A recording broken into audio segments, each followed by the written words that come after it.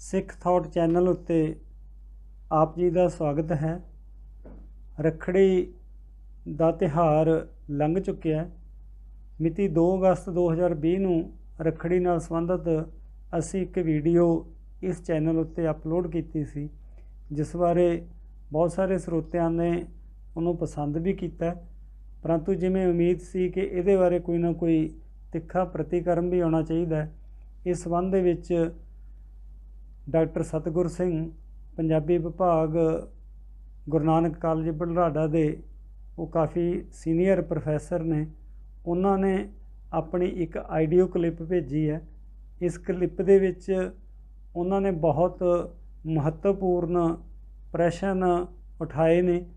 असी डॉक्टर सतगुर सिंह जी का इस गल्लों धन्नवाद करते हैं कि इस गलबात नूं अगे तोरन दे लई उन्होंने समा कढ़ के अपनी रिकॉर्डिंग करा के प्रश्न साढ़े तक पहुँचाए ने। सब तो पहला असी उन्हां वल्लों कीते प्रश्नां नूं सुणदे हां, उस तो बाद दे विच इस संबंध दे विच गल करांगे। डॉक्टर गुरमीत सिंह प्रोफैसर धर्म अध्ययन विभाग पंजाबी यूनिवर्सिटी पटियाला वालों रखड़ी के संबंध दे विच जिहड़ी वीडियो पाई गई है वो बड़ी ज्ञानवर्धक है। बहुत सारिया नवीं गल्लां दा पता लग्या, फिर भी दास दे मन दे विच कुछ शंके कुछ सवाल खड़े हुए ने। इस ऑडियो राही मैं उस सवाल आप ही दे सामने रखना चाहुंदा। इहदे विचों पहली गल जिहड़ी उन्होंने कीती है वो ये दस्सण की कोशिश की है कि भावें महान कोश दे विच रखड़ी नूं हिंदू त्यौहार वजों लिखिया गया है, पर इसका संबंध हिंदू धर्म के नाल नहीं है जां किसी भी धर्म के नाल नहीं है, सगों ये समुचे भारत का एक सारे लोगों का साझा त्यौहार है। उन्होंने पहली दलील तो ये दी कि रखड़ी शब्द हिंदू शब्द प्रचलित होने तो भी पहलां दा। मसला ये नहीं कि हिंदू शब्द पहलां प्रचलित हो गया कि रखड़ी प्रचलित हो गया। मसला ये है कि इसनूं हिंदू शब्द भावें मुसलमानों के भारत विच प्रवेश तो बाद ये शब्द बनिया, पर कि इस शब्द तो पहलां जो धर्म प्रचलित सी उसनूं असीं हिंदू धर्म नहीं कहंदे।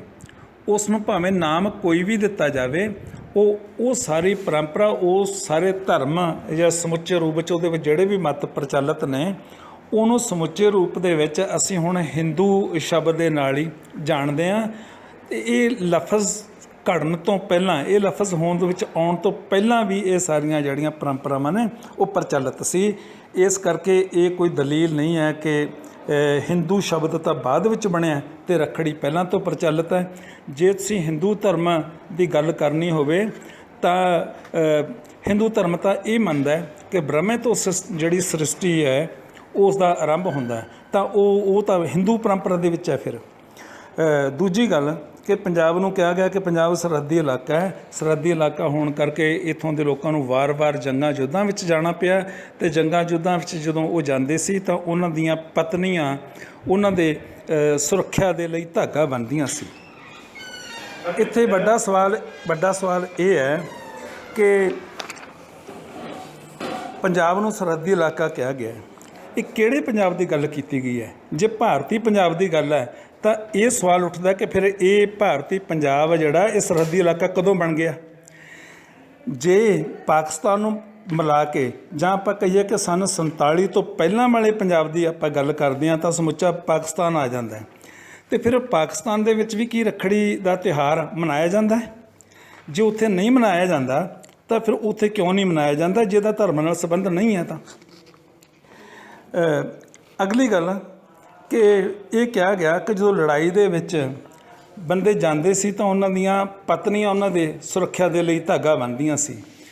तां पहलां तां पत्नियां बन्नदियां सी, कि डॉक्टर साहब दस्सणगे कि पत्नियां दी थां ते भैणां किवें आ गईयां, हुण भैणां क्यों बन्नण लग गईयां? कि ये किते होर रवायत तां नहीं जां उस रवायत का ये कोई अगला रूप है? एक दे नाल संबंधित नुकता होर है कि जदों जंग दे विच योधे जांदे सी उन्हां दीयां पत्नियां उन्हां दे धागा बन्नदियां गुੱਟ दे उत्ते, वो सिर्फ उन्हां दी सुरक्षा लई नहीं सी हुंदा, वो इसलिए भी हुंदा सी कि जां तां उन्हां दा पति जंग दे विचों जित के आवे ਤੇ ਜਾਂ ਫਿਰ ਉਹ ਜੰਗ ਦੇ ਵਿੱਚ ਸ਼ਹੀਦ ਹੋ ਜਾਵੇ। ਜੇ ਉਹ ਹਾਰ ਕੇ ਘਰੇ ਆ ਗਿਆ ਤਾਂ ਫਿਰ ਉਸ ਨੂੰ ਇੰਨੀ ਨਮੋਸ਼ੀ ਹੁੰਦੀ ਸੀ ਕਿ ਜਿਹੜੀ ਕਿਸੇ ਵੀ ਹੋਰ ਕਾਰਨ ਕਰਕੇ ਨਮੋਸ਼ੀ ਪੈਦਾ ਨਹੀਂ ਹੋ ਸਕਦੀ।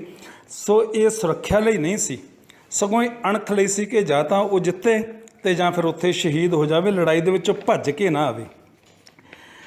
ਅਗਲਾ ਨੁਕਤਾ ਜਿਹੜਾ ਉਹਨੇ ਉਠਾਇਆ ਉਹ ਹੈ 2200 ਧੀਆਂ ਭੈਣਾਂ ਛੁਡਾ ਕੇ ਬਾਬੇ ਬਕਾਲੇ ਲਿਆਉਣਾ ਤੇ ਉੱਥੇ ਰੱਖੜੀਆਂ ਸਿੱਖਾਂ ਦੇ ਬੰਨ੍ਹਣੀਆਂ। ਇਸ ਗੱਲ ਦਾ ਖਿਆਲ ਜ਼ਰੂਰ ਰਹਿਣਾ ਚਾਹੀਦਾ ਹੈ ਕਿ ਸਿੱਖਾਂ ਦੀਆਂ ਧੀਆਂ ਭੈਣਾਂ ਵੀ ਜੰਗਲਾਂ ਦੇ ਵਿੱਚ ਸਿੱਖਾਂ ਦੇ ਨਾਲ ਹੀ ਰਹਿੰਦੀਆਂ ਸੀ ਤੇ ਜਿਹੜੀਆਂ ਉਹ 2200 ਜਾਂ ਵੱਧ ਘੱਟ ਜੋ ਵੀ ਗਿਣਤੀ ਇਤਿਹਾਸ ਦੇ ਵਿੱਚ ਆਉਂਦੀ ਹੈ, ਉਹ ਹਿੰਦੂਆਂ ਦੀਆਂ ਬਹੂ ਬੇਟੀਆਂ ਸੀ। ਤੇ ਹਿੰਦੂਆਂ ਦੇ ਵਿੱਚ ਇਹ ਰਿਵਾਜ ਹੈ ਕਿ ਉਹ ਆਪਣੇ ਭਰਾਵਾਂ ਦੇ ਹੱਥ ਦੇ ਉੱਤੇ ਰੱਖੜੀ ਬੰਨ੍ਹਦੀਆਂ। ਤਾਂ ਕੁਦਰਤੀ ਹੈ ਕਿ ਹਿੰਦੂ ਲੜਕੀਆਂ ਨੇ ਆਪਣਾ ਉਹ ਮਾਣ ਸਤਿਕਾਰ ਉਹਨਾਂ ਸਿੰਘਾਂ ਨੂੰ ਦੇਣਾ ਸੀ ਜਿਹੜੇ ਉਹਨੂੰ ਛੁਡਾ ਕੇ ਲੈ ਕੇ। ਕੁਦਰਤੀ ਹੈ ਕਿ ਉਹਨਾਂ ਦਾ ਜਿਹੜਾ ਮਾਣ ਸਤਿਕਾਰ ਦੇਣ ਦਾ ਤਰੀਕਾ ਉਹ ਉਹਦੇ ਹੱਥ ਦੇ ਉੱਤੇ ਗੁੱਟ ਦੇ ਉੱਤੇ ਧਾਗਾ ਬੰਨਣਾ ਜਾਂ ਰੱਖੜੀ ਬੰਨਣਾ ਸੀ। ਇਹ ਇਤਿਹਾਸ ਦੇ ਵਿੱਚ ਕਿਤੇ ਵੀ ਨਹੀਂ ਆਉਂਦਾ ਕਿ ਫਿਰ ਉੱਥੇ ਫਿਰ ਇਹ ਰਵਾਇਤ ਪ੍ਰਚਲਿਤ ਹੋ ਗਈ ਕਿ ਹਰ ਸਾਲ ਉਹ ਉੱਥੇ ਰੱਖੜੀ ਬੰਨਣ ਆਇਆ ਕਰਨਗੀਆਂ। ਜੇ ਇਸ ਨੂੰ ਸਿੱਖ ਰਵਾਇਤ ਨਾਲ ਜੋੜ ਕੇ ਦੇਖਣਾ ਹੀ ਹੈ ਤਾਂ ਫਿਰ ਇਹਦਾ ਸਬੂਤ ਕੀ ਹੈ? ਕਿਉਂਕਿ ਸਿੱਖਾਂ ਦੇ ਜਿਹੜੇ ਤਿਉਹਾਰ ਨੇ, ਭਾਵੇਂ ਉਹਦਾ ਸੰਬੰਧ ਕਿਸੇ ਇੱਕ ਗੁਰੂ ਘਰ ਨਾਲ ਹੋਵੇ, ਉਹ ਬਹੁਤੇ ਗੁਰੂ ਘਰਾਂ ਦੇ ਵਿੱਚ ਮਨਾਏ ਜਾਂਦੇ ਨੇ। ਵਿਸਾਖੀ ਦਾ ਸੰਬੰਧ ਬੇਸਿਕਲੀ ਤਾਂ ਅਨੰਦਪੁਰ ਸਾਹਿਬ ਨਾਲ ਹੈ ਅਤੇ ਉਸ ਤੋਂ ਬਾਅਦ ਦਮਦਮਾ ਸਾਹਿਬ ਨਾਲ ਵੀ ਹੈ, ਪਰ ਸਾਰੇ ਸਿੱਖ ਗੁਰਦੁਆਰੇ ਸਾਹਿਬਾਨ ਦੇ ਵਿੱਚ ਸਿੱਖ ਜਿਹੜਾ ਉਹ ਵਿਸਾਖੀ ਦਾ ਤਿਉਹਾਰ ਮਨਾਉਂਦੇ ਨੇ। ਇਹ ਰੱਖੜੀ ਤਾਂ ਫਿਰ ਕਿਉਂ ਨਹੀਂ ਮਨਾਉਂਦੇ? ਇਹਦੇ ਨਾਲ ਇੱਕ ਸਵਾਲ ਅਗਲੀ ਗੱਲ ਇਹ ਹੈ ਕਿ ਜੇ ਭੈਣਾਂ ਭਰਾਵਾਂ ਦੇ ਰੱਖੜੀ ਬੰਨ੍ਹਦੀਆਂ ਨੇ, ਉਹਦੀ ਸੁਰੱਖਿਆ ਮੰਗਦੀਆਂ ਨੇ, ਉਹਦੀ ਲੰਮੀ ਉਮਰ ਦੀ ਕਾਮਨਾ ਕਰਦੀਆਂ ਨੇ, ਤੇ ਭਰਾ ਭੈਣਾਂ ਦੀ ਸੁਰੱਖਿਆ ਦੀ ਜਾਮਨੀ ਭਰਦੇ ਨੇ। ਅੱਜ ਦੀ ਸੋਚ ਦੇ ਇਹ ਮੁਤਾਬਕ ਨਹੀਂ ਹੈ। ਇਹ ਮਰਦ ਨੂੰ ਪ੍ਰਧਾਨਗੀ ਦੇਣ ਵਾਲੀ ਤੇ ਨਾਰੀ ਨੂੰ ਦਜੈਲੇ ਸਥਾਨ ਦੇ ਉੱਤੇ ਰੱਖਣ ਵਾਲੀ ਹੈ। ਸੋ ਅੱਜ ਦੀ ਨਾਰੀ ਭਰਾਵਾਂ ਦੀ ਸੁਰੱਖਿਆ ਦੀ ਮੁਹਤਾਜ ਨਹੀਂ ਹੈ, ਉਹ ਆਪਣੀ ਸੁਰੱਖਿਆ ਆਪ ਕਰਨ ਦੇ ਸਮਰੱਥ ਹੈ। ਇਸ ਕਰਕੇ ਇਹ ਗੱਲ ਅੱਜ ਦੀ ਸੋਚ ਦੇ ਮੁਤਾਬਕ ਵੀ ਠੀਕ ਪ੍ਰਤੀਤ ਨਹੀਂ ਹੁੰਦੀ। ਇਹਦੇ ਨਾਲ ਇੱਕ ਗੱਲ ਇਹ ਕਿ ਰਿਸ਼ਤੇ ਧਾਗਿਆਂ ਦੇ ਨਾਲ ਪੱਕੇ ਹੁੰਦੇ ਨੇ। ਉਹ ਭੈਣਾਂ ਧਾਗਾ ਬੰਨ੍ਹਦੀਆਂ ਨੇ ਅਤੇ ਇਵੇਂ ਇਹ ਰਿਸ਼ਤਾ ਪੱਕਾ ਹੁੰਦਾ ਹੈ। ਮੈਨੂੰ ਲੱਗਦਾ ਹੈ ਕਿ ਡਾਕਟਰ ਸਾਹਿਬ ਸਿਆਣੇ ਨੇ, ਉਹਨਾਂ ਨੇ ਗੱਲ ਕੀਤੀ, ਉਹਦੇ ਪਿੱਛੇ ਤਰਕ ਵੀ ਕੋਈ ਜ਼ਰੂਰ ਹੋਣਾ, ਪਰ ਮੇਰੇ ਹਿਸਾਬ ਨਾਲ ਇਹ ਹੈ ਕਿ ਇਹ ਧਾਗਾ ਵੀ ਕੱਚਾ ਹੈ। ਇਹ ਕੱਚੇ ਧਾਗੇ ਨੇ ਟੁੱਟ ਹੀ ਜਾਣਾ ਹੈ, ਅਤੇ ਜੇ ਇਹ ਕੱਚਾ ਧਾਗਾ ਟੁੱਟ ਜਾਣ ਵਾਲਾ ਹੈ ਤਾਂ ਇਹ ਸਦਾ ਭੈਣ ਅਤੇ ਭਰਾ ਦੇ ਰਿਸ਼ਤੇ ਨੂੰ ਸਦਾ ਦਾ ਜੀਵਨ ਦੇਣ ਵਾਲਾ ਕਿਵੇਂ ਹੋ ਗਿਆ? ਇਹ ਟੁੱਟ ਰਿਸ਼ਤੇ ਦਾ ਪ੍ਰਤੀਕ ਕਿਵੇਂ ਹੋ ਗਿਆ? ਇਹ ਤਾਂ ਟੁੱਟ ਜਾਂਦਾ। ਜਿਵੇਂ ਗੁਰੂ ਨਾਨਕ ਸਾਹਿਬ ਨੇ ਕਿਹਾ ਸੀ ਕਿ ਜਿਹੜਾ ਜਨੇਊ ਤੁਸੀਂ ਪਾਉਂਦੇ ਹੋ ਇਹ ਤਾਂ ਟੁੱਟ ਜਾਣ ਵਾਲਾ ਹੈ। ਇਹਦਾ ਭਾਵੇਂ ਇੱਥੇ ਰੱਖੜੀ ਦਾ ਸੰਬੰਧ ਜਨੇਊ ਨਾਲ ਤਾਂ ਨਹੀਂ ਹੈ, ਪਰ ਇੱਕ ਉਦਾਹਰਨ ਵਜੋਂ ਗੱਲ ਕੀਤੀ ਹੈ ਕਿ ਕੱਚਾ ਧਾਗਾ ਜਿਹੜਾ ਗੁੱਟ 'ਤੇ ਬੰਨ੍ਹਿਆ ਜਾਂਦਾ ਹੈ, ਉਹ 10 ਦਿਨਾਂ ਬਾਅਦ, 20 ਦਿਨਾਂ ਬਾਅਦ, ਆਖਰੀ ਮਹੀਨੇ ਬਾਅਦ ਉਹਨੇ ਟੁੱਟ ਹੀ ਜਾਣਾ। ਅਤੇ ਜੇ ਇਹ ਟੁੱਟ ਗਿਆ ਤਾਂ ਫਿਰ ਭੈਣ ਭਰਾ ਦਾ ਰਿਸ਼ਤਾ ਵੀ ਟੁੱਟ ਜੂਗਾ। ਸੋ ਇਹ ਟੁੱਟਣ ਵਾਲਾ ਧਾਗਾ ਭੈਣ ਅਤੇ ਭਰਾ ਦੇ ਅਟੁੱਟ ਰਿਸ਼ਤੇ ਦਾ ਪ੍ਰਤੀਕ ਨਹੀਂ ਬਣਦਾ। ਬਾਕੀ ਜਿਹੜੀਆਂ ਗੱਲਾਂ ਡਾਕਟਰ ਸਾਹਿਬ ਨੇ ਬਹੁਤ ਸਾਰੀਆਂ ਕੀਤੀਆਂ ਨੇ, ਉਹਨਾਂ ਨੇ ਆਪਣੀ ਗੱਲ ਨੂੰ ਵਾਜਬ ਠਹਿਰਾਉਣ ਦੇ ਵਾਸਤੇ ਬੜੀਆਂ ਸਾਰੀਆਂ ਦਲੀਲਾਂ ਦਿੱਤੀਆਂ ਨੇ। ਇਸ ਤਰ੍ਹਾਂ ਤਾਂ ਕਿਸੇ ਵੀ ਸੱਭਿਆਚਾਰ ਦੇ ਵਿੱਚ ਲੈ ਲਓ, ਕੋਈ ਲੋਕ ਧਾਰਾ ਲੈ ਲਓ, ਕਿਸੇ ਧਰਮ ਦੀਆਂ ਕੋਈ ਰਵਾਇਤਾਂ ਲੈ ਲਓ, ਉਹਨਾਂ ਰਵਾਇਤਾਂ ਦੇ ਪਿੱਛੇ ਲਾਜ਼ਮੀ ਕੋਈ ਨਾ ਕੋਈ ਉਸ ਦੀ ਉਚਿਤਤਾ ਵਾਸਤੇ, ਉਹਦੀ ਵਾਜਬੀਅਤ ਠਹਿਰਾਉਣ ਵਾਸਤੇ ਬਹੁਤ ਸਾਰੀਆਂ ਗੱਲਾਂ ਮਿਲ ਜਾਣਗੀਆਂ। ਮਸਲਾ ਇਹ ਨਹੀਂ ਹੈ ਕਿ ਰੱਖੜੀ ਬੰਨ੍ਹਣਾ ਠੀਕ ਹੈ ਜਾਂ ਗਲਤ ਹੈ। ਇਸ ਨੂੰ ਠੀਕ ਦਰਸਾਉਣ ਵਾਸਤੇ ਡਾਕਟਰ ਸਾਹਿਬ ਨੇ ਗੱਲਾਂ ਦਿੱਤੀਆਂ, ਬਹੁਤ ਸਾਰੀਆਂ ਗੱਲਾਂ ਕੀਤੀਆਂ ਨੇ, ਪਰ ਇਸ ਦਾ ਸਿੱਖ ਪਰੰਪਰਾਵਾਂ ਨਾਲ ਕੀ ਸੰਬੰਧ ਹੈ? ਸੋ ਮੈਂ ਇਹੀ ਕਹਿਣਾ ਚਾਹੁੰਦਾ ਕਿ ਇਸ ਦਾ ਸਿੱਖ ਪਰੰਪਰਾ ਨਾਲ ਕੋਈ ਸੰਬੰਧ ਨਹੀਂ, ਅਤੇ ਇਹ ਟੁੱਟ ਜਾਣ ਵਾਲੇ ਧਾਗਿਆਂ ਦੇ ਨਾਲ ਭੈਣਾਂ ਭਰਾਵਾਂ ਦੇ ਰਿਸ਼ਤੇ ਪੱਕੇ ਨਹੀਂ ਹੁੰਦੇ। ਰਿਸ਼ਤੇ ਪੱਕੇ ਹੋਣਗੇ ਉਹਨਾਂ ਦੇ ਵਿਵਹਾਰਕ ਸਹਿਯੋਗ ਅਤੇ ਪਿਆਰ ਦੇ ਨਾਲ, ਜਿਹੜਾ ਹਕੀਕੀ ਜੀਵਨ ਢੰਗਾਂ ਤੋਂ ਪੈਦਾ ਹੋਊਗਾ। ਇਹ ਧਾਗਿਆਂ ਨਾਲ ਰਿਸ਼ਤੇ ਨਹੀਂ ਬਣਨੇ। ਡਾਕਟਰ ਸਤਿਗੁਰ ਸਿੰਘ ਜੀ ਨੇ ਜੋ ਪ੍ਰਸ਼ਨ ਉਠਾਏ ਨੇ, ਉਹਨਾਂ ਦੀ ਗਿਣਤੀ ਤਕਰੀਬਨ 9 ਜਾਂ 10 ਬਣਦੀ ਹੈ। ਇਹਨਾਂ ਦੇ ਬਾਰੇ ਅਸੀਂ ਇੱਕ ਇੱਕ ਕਰਕੇ ਗੱਲ ਕਰਾਂਗੇ। ਪਹਿਲਾ ਪ੍ਰਸ਼ਨ ਉਹਨਾਂ ਨੇ ਇਹ ਹੈ ਕਿ ਉਹਨਾਂ ਨੇ ਇਹ ਗੱਲ ਕਹੀ ਹੈ ਕਿ ਇਸ ਵੀਡੀਓ ਦੇ ਵਿੱਚ ਮੈਂ ਇਹ ਗੱਲ ਭਾਵ ਡਾਕਟਰ ਗੁਰਮੀਤ ਸਿੰਘ ਨੇ ਇਹ ਗੱਲ ਕਹੀ ਕਿ ਰੱਖੜੀ ਭਾਰਤ ਦੇ ਲੋਕਾਂ ਦਾ ਤਿਉਹਾਰ ਹੈ। ਮੈਂ ਆਪਣੀ ਵੀਡੀਓ ਦੇ ਵਿੱਚ ਭਾਰਤ ਸ਼ਬਦ ਨਹੀਂ ਵਰਤਿਆ, ਬਲਕਿ ਪੰਜਾਬ ਦੇ ਲੋਕਾਂ ਦਾ ਤਿਉਹਾਰ ਕਿਹਾ। ਅੱਜ ਭਾਰਤ ਦੇ ਜਿਹੜੇ ਇਲਾਕਿਆਂ ਦੇ ਵਿੱਚ ਇਹ ਰੱਖੜੀ ਮਨਾਈ ਜਾਂਦੀ ਹੈ, ਉੱਥੇ ਤੱਕ ਪੰਜਾਬ ਫੈਲਿਆ ਹੋਇਆ ਸੀ। ਦੂਸਰਾ ਪ੍ਰਸ਼ਨ ਉਹਨਾਂ ਦਾ ਇਹ ਹੈ ਕਿ ਰੱਖੜੀ ਦੇ ਬਾਰੇ ਇਹ ਕਿਹਾ ਗਿਆ ਕਿ ਇਹ ਹਿੰਦੂ ਧਰਮ ਦੇ ਸ਼ਬਦ ਭਾਵ ਹਿੰਦੂ ਸ਼ਬਦ ਤੋਂ ਪਹਿਲਾਂ ਪ੍ਰਚਲਿਤ ਸੀ। ਬਿਲਕੁਲ ਠੀਕ ਹੈ ਕਿ ਹਿੰਦੂ ਧਰਮ ਬਾਅਦ ਦੇ ਵਿੱਚ ਪ੍ਰਚਲਿਤ ਹੋਇਆ, ਰੱਖੜੀ ਪਹਿਲਾਂ ਪ੍ਰਚਲਿਤ ਸੀ। ਡਾਕਟਰ ਸਤਿਗੁਰ ਸਿੰਘ ਨੇ ਅੱਗੇ ਗੱਲ ਕਹੀ ਕਿ ਹਿੰਦੂ ਧਰਮ ਦਾ ਨਾਮਕਰਨ ਭਾਵੇਂ ਜਦੋਂ ਮਰਜ਼ੀ ਹੋਇਆ ਹੋਵੇ, ਅਸੀਂ ਇਹਨੂੰ ਸਾਰੇ ਨੂੰ ਹੀ ਹਿੰਦੂ ਧਰਮ ਕਹਾਂਗੇ। ਮੇਰੀ ਇਸ ਸੰਬੰਧ ਦੇ ਵਿੱਚ ਬੇਨਤੀ ਹੈ ਕਿ ਸਭ ਤੋਂ ਪਹਿਲਾਂ ਅਸੀਂ ਇਹ ਗੱਲ ਸਮਝੀਏ ਕਿ ਧਰਮ ਕੀ ਹੁੰਦਾ ਹੈ। ਜਦੋਂ ਅਸੀਂ ਧਰਮ ਦੀ ਇੱਕ ਪਰਿਭਾਸ਼ਾ ਬਣਾ ਲਵਾਂਗੇ, ਫਿਰ ਉਹਨਾਂ ਪਰਿਭਾਸ਼ਾਵਾਂ ਦੇ ਮੁਤਾਬਕ ਇਹ ਗੱਲ ਕਰੀਏ ਕਿ ਕੀ ਹਿੰਦੂ ਧਰਮ ਬਣਦਾ ਹੈ ਜਾਂ ਨਹੀਂ। ਇੱਕ ਗੱਲ ਮੈਂ ਆਪਣੀ ਕਿਤਾਬ ਦੇ ਵਿੱਚ, ਜਿਹਦਾ ਟਾਈਟਲ ਹੈ ਕਿ ਬ੍ਰਾਹਮਣਵਾਦ ਤੋਂ ਹਿੰਦੂਵਾਦ, ਉਹਦੇ ਵਿੱਚ ਕਹੀ ਸੀ ਕਿ ਹਿੰਦੂਵਾਦ ਨੂੰ ਪਰਿਭਾਸ਼ਿਤ ਕਰਨਾ ਵਿਦਵਾਨਾਂ ਦੇ ਲਈ ਸਭ ਤੋਂ ਇੱਕ ਮੁਸ਼ਕਲ ਕਾਰਜ ਹੈ। ਜਦੋਂ ਇਹਦੀ ਕੋਈ ਡੈਫੀਨੇਸ਼ਨ ਬਣਦੀ ਹੈ ਤਾਂ ਬਹੁਤ ਸਾਰੇ ਪੱਖ ਇਹਦੇ ਤੋਂ ਬਾਹਰ ਰਹਿ ਜਾਂਦੇ ਨੇ, ਜਾਂ ਫਿਰ ਜਿਹੜੇ ਹਿੰਦੂਵਾਦ ਨਾਲ ਸੰਬੰਧਿਤ ਨਹੀਂ ਇਹਦੇ ਵਿੱਚ ਸ਼ਾਮਲ ਹੋ ਜਾਂਦੇ ਨੇ। ਸੋ ਮੇਰੀ ਇਸ ਸੰਬੰਧ ਦੇ ਵਿੱਚ ਇਹੀ ਬੇਨਤੀ ਹੈ, ਕਿਉਂਕਿ ਮੈਂ ਧਰਮ ਦਾ ਵਿਦਿਆਰਥੀ ਹਾਂ। ਦੁਨੀਆ ਭਰ ਦੇ ਧਰਮਾਂ ਨੂੰ ਜਦੋਂ ਅਸੀਂ ਪੜ੍ਹਦੇ ਹਾਂ, ਉਹਨਾਂ ਦੇ ਜਿਹੜੇ ਲੱਛਣ ਨੇ ਉਹ ਸਪਸ਼ਟ ਸਾਹਮਣੇ ਆ ਜਾਂਦੇ ਨੇ। ਹਿੰਦੂਵਾਦ ਦੀ ਜਦੋਂ ਤੁਸੀਂ ਕਰੈਕਟਰਾਈਜ਼ ਕਰੋਗੇ, ਲੱਛਣ ਬਣਾਓਗੇ, ਤਾਂ ਉਹ ਲੱਛਣ ਆਸ ਵਿੱਚ ਇੱਕ ਦੂਸਰੇ ਦੇ ਨਾਲ ਵਿਰੋਧ ਜਾਂ ਇੱਕ ਦੂਸਰੇ ਦੇ ਨਾਲ ਟਕਰਾਵੇਂ ਸਾਹਮਣੇ ਆਉਂਦੇ ਨੇ। ਇਸ ਕਰਕੇ ਇਹ ਨੁਕਤਾ ਵਿਦਵਾਨਾਂ ਨੂੰ ਹੋਰ ਸਮਝਣਾ ਚਾਹੀਦਾ ਹੈ। ਆਪਣੀ ਵੀਡੀਓ ਦੇ ਵਿੱਚ ਮੈਂ ਰੱਖੜੀ ਨਾਲ ਸੰਬੰਧਿਤ ਜੋ ਪ੍ਰਸ਼ਨ ਨੇ ਉਹ ਪ੍ਰਸ਼ਨ ਉਠਾਏ ਸੀ ਤਾਂ ਕਿ ਇਹਨਾਂ ਦੇ ਬਾਰੇ ਅਸੀਂ ਗੱਲ ਕਰ ਸਕੀਏ। ਡਾਕਟਰ ਸਤਿਗੁਰ ਸਿੰਘ ਨੇ ਕਿਹਾ ਕਿ ਜਿਹੜੇ ਹਿੰਦੂ ਲੋਕ ਨੇ ਇਹ ਗੱਲ ਮੰਨਦੇ ਨੇ ਕਿ ਸਾਰੀ ਸ੍ਰਿਸ਼ਟੀ ਦੀ ਉਤਪਤੀ ਬ੍ਰਹਮਾ ਤੋਂ ਹੋਈ ਹੈ। ਇਸ ਸੰਬੰਧ ਦੇ ਵਿੱਚ ਇਹ ਉਹਨਾਂ ਦਾ ਤੀਸਰਾ ਨੁਕਤਾ ਹੈ। ਇਸ ਸੰਬੰਧ ਦੇ ਵਿੱਚ ਮੈਂ ਇਹ ਗੱਲ ਕਹਿਣੀ ਚਾਹੁੰਦਾ ਕਿ ਜਦੋਂ ਵੀ ਅਸੀਂ ਇਸ ਕਿਸਮ ਦੀ ਵਿਚਾਰ ਚਰਚਾ ਦੇ ਵਿੱਚ ਪੈਣਾ ਹੈ ਤਾਂ 2-3 ਪੱਖਾਂ ਤੋਂ ਸਾਨੂੰ ਸਪਸ਼ਟ ਹੋਣਾ ਚਾਹੀਦਾ। ਪਹਿਲੀ ਗੱਲ ਇਹ ਕਿ ਵੈਦਿਕ ਧਰਮ ਜਾਂ ਵੈਦਿਕ ਮਤ, ਦੂਸਰਾ ਬ੍ਰਾਹਮਣਵਾਦ, ਹਿੰਦੂ ਮਤ ਜਾਂ ਹਿੰਦੂਵਾਦ।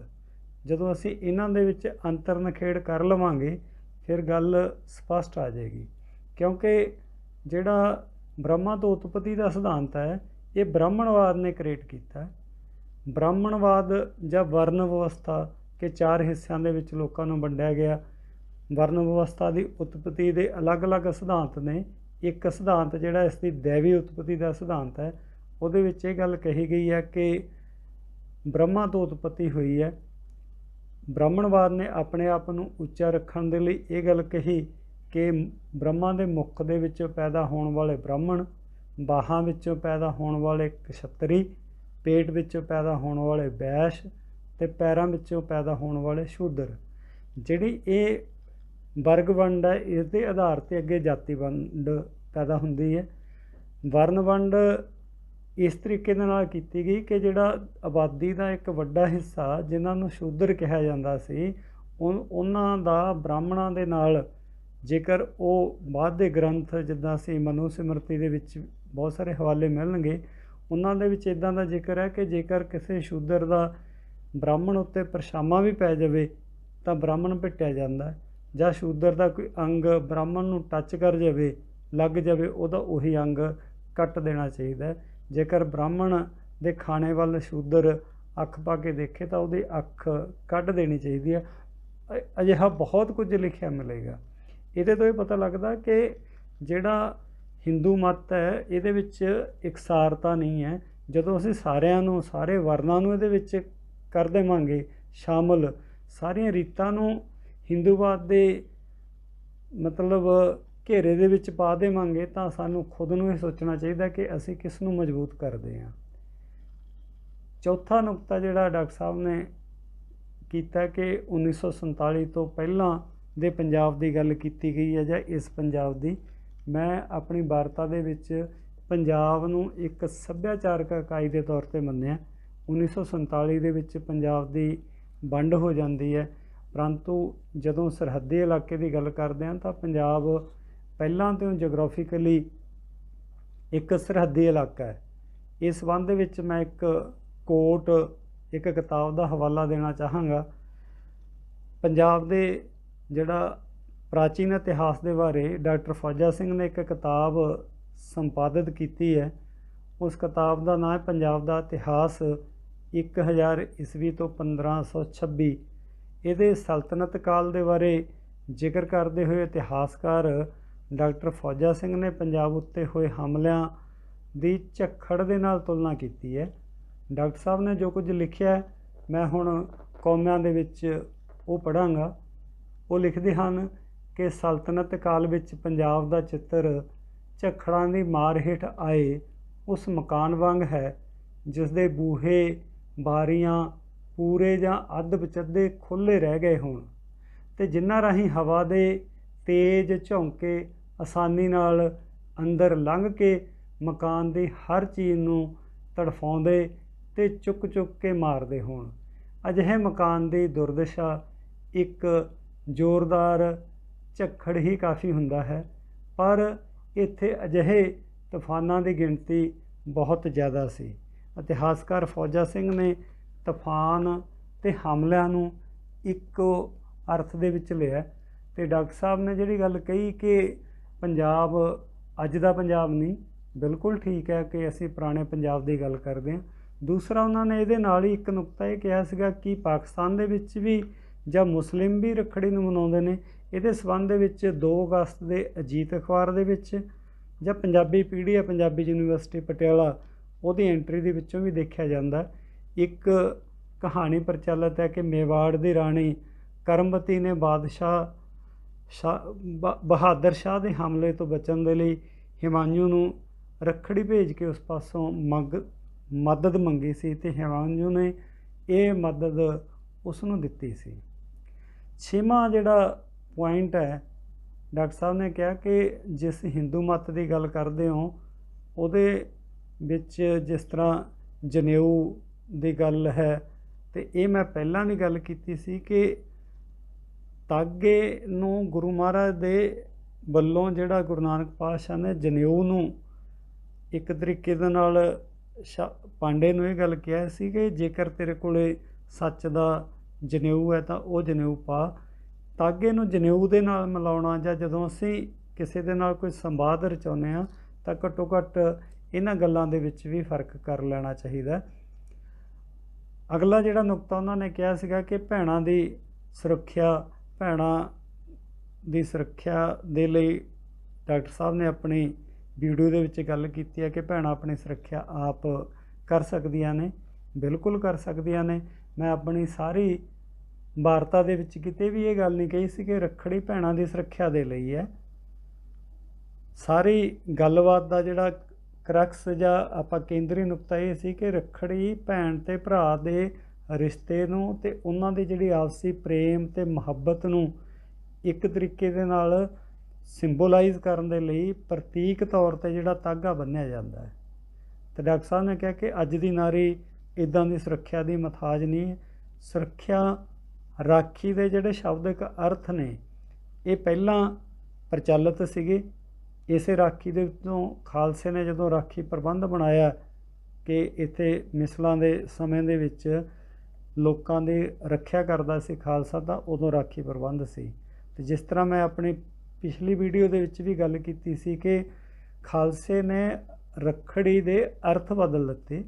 ਪਹਿਲਾਂ ਰੱਖੜੀ, ਜਿਸ ਤਰ੍ਹਾਂ ਮੈਂ ਇੱਕ ਪ੍ਰਸ਼ਨ ਸ਼ੁਰੂ ਦੇ ਵਿੱਚ ਕੀਤਾ ਸੀ, ਹੁਣ ਦੁਬਾਰਾ ਫਿਰ ਆਪਾਂ ਉਸੇ ਪ੍ਰਸ਼ਨ 'ਤੇ ਗੱਲ ਕਰਦੇ ਹਾਂ ਕਿ ਰੱਖੜੀ ਬੰਨੇ ਭਰਾ ਦੇ ਹੱਥ 'ਤੇ ਜਾਂਦੀ ਹੈ, ਪਰੰਤੂ ਜਦੋਂ ਅਸੀਂ ਬਹੁਤੇ ਲੋਕਾਂ ਨੂੰ ਪੁੱਛਦੇ ਹਾਂ ਤਾਂ ਉਹ ਇਹ ਜਵਾਬ ਦਿੰਦੇ ਨੇ ਕਿ ਭੈਣਾਂ ਦੀ ਰਾਖੀ ਦੇ ਲਈ ਰੱਖੜੀ ਬੰਨ੍ਹੀ ਜਾਂਦੀ ਹੈ। ਜਿਸ ਦੇ ਗੁੱਟ 'ਤੇ ਤਾਗਾ ਬੰਨ੍ਹਿਆ ਜਾਂਦਾ ਹੈ, ਰਾਖੀ ਤਾਂ ਫਿਰ ਉਹਦੀ ਹੋਣੀ ਚਾਹੀਦੀ ਹੈ। ਖਾਲਸੇ ਨੇ ਇਹੀ ਗੱਲ ਬਦਲੀ ਸੀ।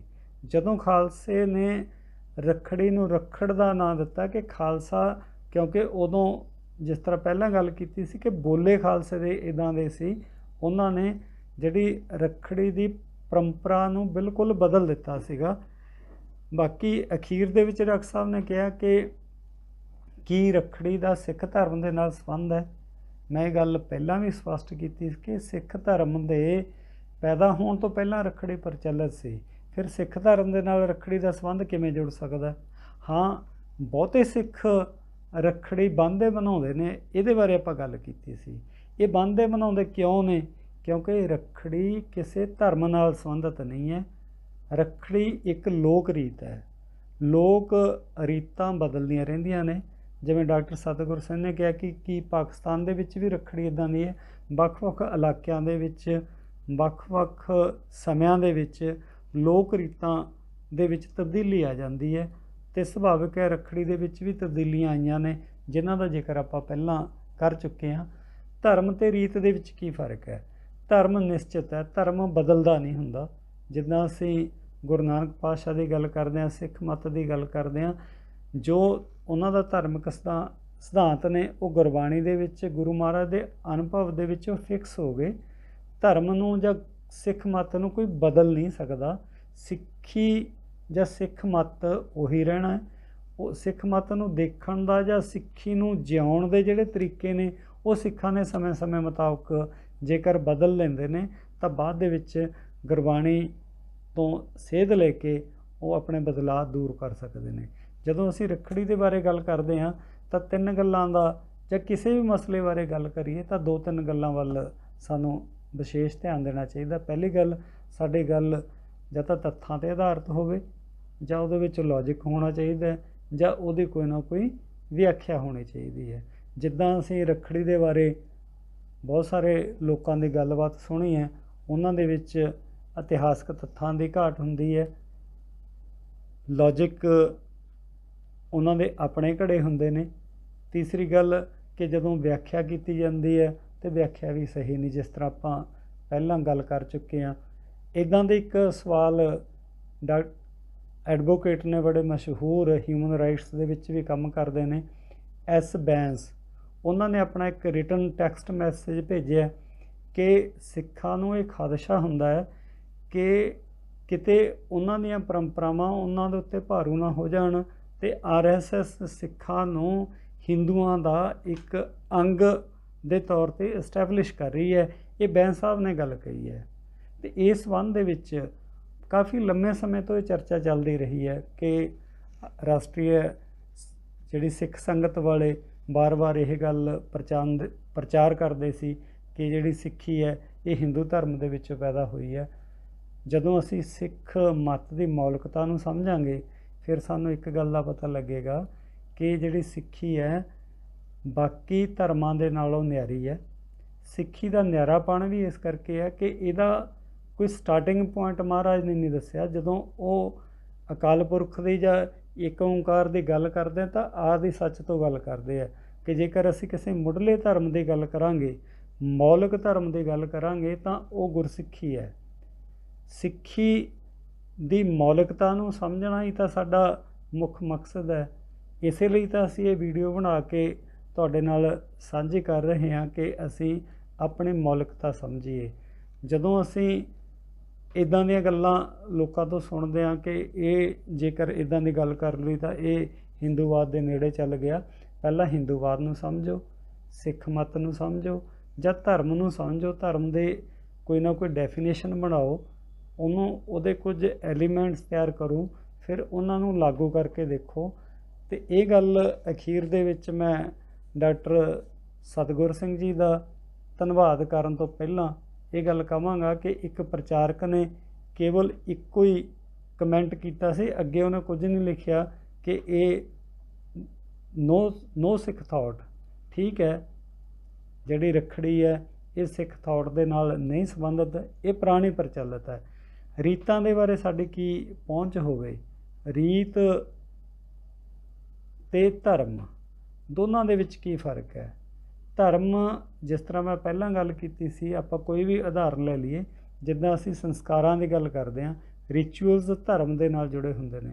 ਅੱਗੇ ਰਿਚੁਅਲ ਦੇ ਨਾਲ ਰੀਤਾਂ ਜੁੜੀਆਂ ਹੁੰਦੀਆਂ ਨੇ, ਰਿਚੁਅਲ ਨਹੀਂ ਬਦਲਦੇ। ਜਿੱਦਾਂ ਅਸੀਂ ਵਿਆਹ ਦੀ ਗੱਲ ਕਰਦੇ ਹਾਂ, ਅੰਤਮ ਜਿਹੜੀਆਂ ਰਸਮਾਂ ਨੇ, ਸੰਸਕਾਰ ਦੀ ਗੱਲ ਕਰਾਂਗੇ ਤੇ ਜਨਮ ਨਾਲ, ਵਿਆਹ ਨਾਲ ਤੇ ਮੌਤ ਨਾਲ ਸੰਬੰਧਿਤ ਸੰਸਕਾਰ ਨੇ ਜਿਹੜੇ, ਮੌਤ ਦੀਆਂ ਰਸਮਾਂ ਬਦਲ ਜਾਂਦੀਆਂ ਨੇ, ਪਰੰਤੂ ਉਹ ਸੰਸਕਾਰ ਨਹੀਂ ਬਦਲਦਾ। ਮੌਤ ਦੇ ਮੌਕੇ ਕਿਸੇ ਮੌਕੇ ਅਸੀਂ ਇਕੱਠ ਕਰਦੇ ਹਾਂ, ਨਹੀਂ ਵੀ ਕਰਦੇ। ਅੱਜ ਕੱਲ੍ਹ ਕਰੋਨਾ ਦਾ ਸਮਾਂ, ਲੋਕ ਇਕੱਠ ਨਹੀਂ ਕਰਦੇ। ਇਸ ਤਰ੍ਹਾਂ ਵਿਆਹਾਂ ਦੇ ਵਿੱਚ, ਪਹਿਲਾਂ ਵਿਆਹ ਘਰਾਂ ਦੇ ਵਿੱਚ ਹੁੰਦੇ ਸੀ, ਬਾਅਦ ਦੇ ਵਿੱਚ ਮੈਰਿਜ ਪੈਲਸ 'ਚ ਹੋਣ ਲੱਗ ਗਏ। ਇਹ ਰੀਤ ਹੈ। ਇਹਦੇ ਨਾਲ, ਇਹਨੂੰ ਅਸੀਂ ਕਸਟਮ, ਰੀਤ ਨੂੰ ਧਰਮ ਦੇ ਨਾਲ ਇਸ ਤਰ੍ਹਾਂ ਨਹੀਂ ਜੋੜ ਸਕਦੇ, ਕਿਉਂਕਿ ਜਿਹੜੀਆਂ ਧਾਰਮਿਕ ਸੰਸਕਾਰ ਨੇ, ਰਿਚੁਅਲ ਨੇ, ਇਹ ਲਾਜ਼ਮੀ ਨੇ। ਜਿੱਦਾਂ ਵਿਆਹ ਜਦ ਤੱਕ ਧਾਰਮਿਕ ਮਰਿਆਦਾ ਦੇ ਮੁਤਾਬਕ ਨਹੀਂ ਹੁੰਦਾ, ਲੋਕ ਇਹਨੂੰ ਪ੍ਰਵਾਨ ਨਹੀਂ ਕਰਦੇ। ਭਾਵੇਂ ਕਿ ਅੱਜ ਕੱਲ੍ਹ ਕੋਰਟ ਮੈਰਿਜ ਵੀ ਪ੍ਰਚਲਿਤ ਹੋ ਗਈ, ਲੋਕ ਕੋਰਟ ਮੈਰਿਜ ਕਰਨਗੇ, ਬਾਅਦ ਦੇ ਵਿੱਚ ਧਾਰਮਿਕ ਰਸਮਾਂ ਦੇ ਨਾਲ ਵਿਆਹ ਵੀ ਕਰਦੇ ਨੇ। ਇਸੇ ਤਰ੍ਹਾਂ ਜਦੋਂ ਮੌਤ ਦੀਆਂ ਰਸਮਾਂ ਦੀ ਗੱਲ ਕਰਦੇ ਹਾਂ, ਕਿ ਜਦ ਤੱਕ ਅੰਤਮ ਰਸਮਾਂ ਪੂਰੀਆਂ ਨਹੀਂ ਹੁੰਦੀਆਂ ਤੇ ਬੰਦੇ ਦੀ ਇਹ ਗੱਲ ਨਿਸ਼ਚਿਤ ਨਹੀਂ ਕੀਤੀ ਜਾਂਦੀ ਕਿ ਉਹਦੀ ਡੈਥ ਹੋ ਗਈ। ਡਾਕਟਰ ਸਤਿਗੁਰ ਸਿੰਘ ਨੇ ਆਪਣੀ ਗੱਲਬਾਤ ਦੇ ਅਖੀਰ ਦੇ ਵਿੱਚ ਇਹ ਗੱਲ ਕਹੀ ਹੈ ਕਿ ਕੀ ਤਾਗਾ ਰੱਖਿਆ ਕਰ ਸਕਦਾ। ਮੈਂ ਇਸ ਸੰਬੰਧ ਦੇ ਵਿੱਚ ਇਹ ਕਹਿਣਾ ਚਾਹੁੰਦਾ ਕਿ ਕੋਈ ਤਾਗਾ ਕਿਸੇ ਦੀ ਰੱਖਿਆ ਨਹੀਂ ਕਰ ਸਕਦਾ। ਰੱਖੜੀ ਦਾ ਜਿਹੜਾ ਤਾਗਾ ਹੈ, ਉਹਦਾ ਸਿੰਬੋਲਿਕ ਮਹੱਤਵ ਹੈ। ਉਹਨੂੰ ਆਮ ਤਾਗਾ ਬਣਾ ਸਮਝਿਆ ਜਾਵੇ। ਬੇਸ਼ੱਕ ਉਹ ਤਾਗਾ ਨਹੀਂ ਰੱਖਿਆ ਕਰ ਸਕਦਾ, ਪਰੰਤੂ ਇਸ ਤਾਗੇ ਦਾ ਮਹੱਤਵ ਕੇਵਲ ਰੱਖੜੀ ਵਾਲੇ ਦਿਨ ਹੈ। ਜਦੋਂ ਰੱਖੜੀ ਲੰਘ ਜਾਂਦੀ ਹੈ, ਇਹਦਾ ਕੋਈ ਮਹੱਤਵ ਨਹੀਂ ਰਹਿੰਦਾ। ਜਿਸ ਤਰ੍ਹਾਂ ਵਿਆਹ ਦੀ ਰਸਮ ਮੌਕੇ ਲੋਕ ਇੱਕ ਦੂਸਰੇ ਦੇ ਮੌਲੀਆਂ ਬੰਨ੍ਹਦੇ ਨੇ, ਜਿਹੜੇ ਆਪਣੇ ਸੰਬੰਧੀ ਨੇ, ਜਾਂ ਵਿਆਹੇ ਲੜਕਾ ਅਤੇ ਲੜਕੀ ਜਿਨ੍ਹਾਂ ਦਾ ਵਿਆਹ ਹੋਣਾ, ਉਹਨਾਂ ਦੇ ਗਾਨਾ ਬੰਨ੍ਹਿਆ ਜਾਂਦਾ। ਇਹ ਜਿਹੜੇ ਇਸ ਤਰ੍ਹਾਂ ਦਾ ਜਿਹੜਾ ਬੰਧਨ ਹੈ, ਇਹਦੇ ਸਿੰਬੋਲਿਕ ਮਹੱਤਵ ਨੇ। ਵਿਆਹ ਤੋਂ ਬਿਨਾਂ ਗਾਨੇ ਦਾ ਕੋਈ ਮਹੱਤਵ ਨਹੀਂ ਰਹਿੰਦਾ। ਆਮ ਤੌਰ 'ਤੇ ਨੌਜਵਾਨ ਬੱਚੇ, ਖਾਸ ਕਰਕੇ ਲੜਕੀਆਂ, ਫੈਸ਼ਨ ਦੇ ਤੌਰ 'ਤੇ ਕੁਝ ਤਾਗੇ ਆਪਣੇ ਗੁੱਟ ਨੂੰ ਬੰਨ੍ਹ ਲੈਂਦੇ ਨੇ, ਉਹਨਾਂ ਦਾ ਕੋਈ ਮਹੱਤਵ ਨਹੀਂ ਹੈ। ਜਦੋਂ ਅਸੀਂ ਰੀਤ ਦੀ ਗੱਲ ਕਰਦੇ ਹਾਂ, ਕਿਸੇ ਖਾਸ ਸਮੇਂ ਦੇ ਉੱਤੇ, ਕਿਸੇ ਖਾਸ ਵਿਧੀ ਦੇ ਨਾਲ ਬੰਨ੍ਹਿਆ ਗਿਆ ਤਾਗਾ ਆਪਣਾ ਮਹੱਤਵ ਰੱਖਦਾ। ਨਹੀਂ ਤਾਂ ਉਹ ਇੱਕ ਆਮ ਕਿਸਮ ਦਾ ਤਾਗਾ ਹੈ।